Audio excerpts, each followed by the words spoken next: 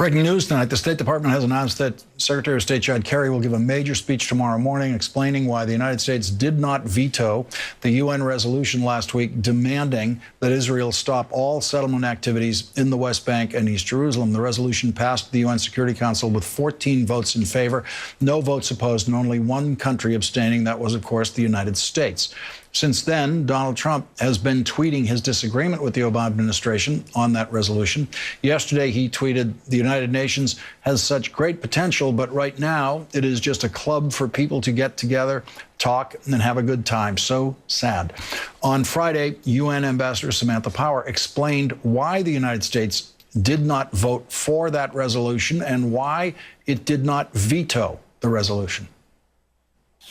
It is because this forum too often continues to be biased against Israel, because there are important issues that are not sufficiently addressed in this resolution, and because the United States does not agree with every word in this text, that the United States did not vote in favor of the resolution. But it is because this resolution reflects the facts on the ground and is consistent with U.S. policy across Republican and Democratic administrations throughout the history of the State of Israel that the United States did not veto it. But it is precisely our commitment to Israel's security that makes the United States believe that we cannot stand in the way of this resolution as we seek to preserve a chance of attaining our long-standing objective: two states living side by side in peace and security. Joining us now, Jeremy Ben-Ami, founder and president of J Street, the political home for the pro-Israel, pro-peace movement. I just wanted to refer to a poll that was taken on Election Day of Jewish voters. And there's a poll of Jewish voters, and I just want to show that the Jewish voters do not necessarily see these issues the way I think a lot of people assume they do. Right. And this polling question said, the United Nations Security Council is considering a resolution that calls on Israel to stop building Israeli settlements in the West Bank. Do you think the U.S. should support, abstain from, or veto this resolution? 31% of Jewish voters in the United States said that the United States should support, should have voted for that resolution. 31% said they should have done what the United States did do, which was abstain, and 27% said that the United States should veto that. And Jeremy, I think if you asked people to guess, they would have said something like 95% say veto. Right, that's because the loudest voices that you always hear on these issues from the Jewish community tend to be those on the farther right of the debate. The vast majority of American Jews are actually quite moderate in their views on Israel. In fact, one of the many misconceptions that exists about American Jews is they're not single-issue voters on Israel, first of all.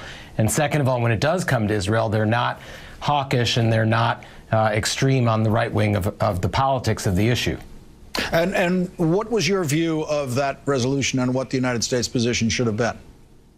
Well, the resolution, as Ambassador Power said, had some flaws, and the UN itself is a biased and one-sided body when it comes to Israel, and it's a disproportionate focus on the problems that Israel has and is causing. But that having been said, the resolution is completely consistent with the policy of the United States since 1967 when it comes to settlements and it comes to the occupation. And that's the policy of Republican presidents as well as Democratic presidents.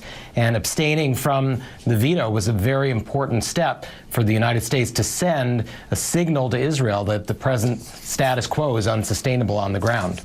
Let's listen to the Israeli ambassador to the United States today, Ron Dermer, actually yesterday, speaking on Andrea Mitchell's show, in effect issuing a threat to the United States. Let's listen to this.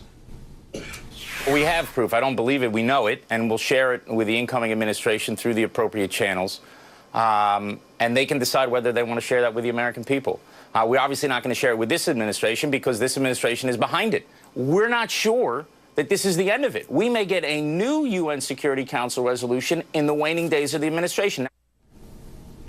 Just to clarify, the proof that he says he has is proof that it was the United States at the UN that was actually pushing this resolution, making it happen. Washington Post is reporting that the Israelis' proof, as they call it, comes from espionage conducted against the United States.